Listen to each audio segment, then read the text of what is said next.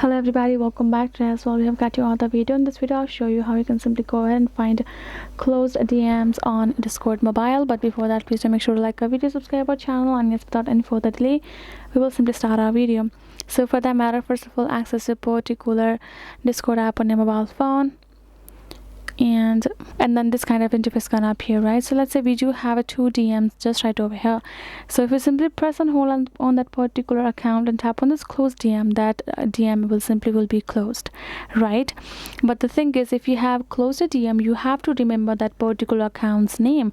So afterwards, when you go to this find a start or conversation, you can tap on this. Once you have tapped on the correct address or name of that person, you will find that person listed over here. Once you tap on it, it will simply open up the DMs of yours.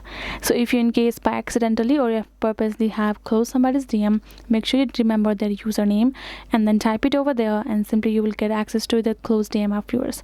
That is simply the way you can do it. Hope this video was helpful to you all. Thank you so much for watching, and yes, I'll see you guys in our next video.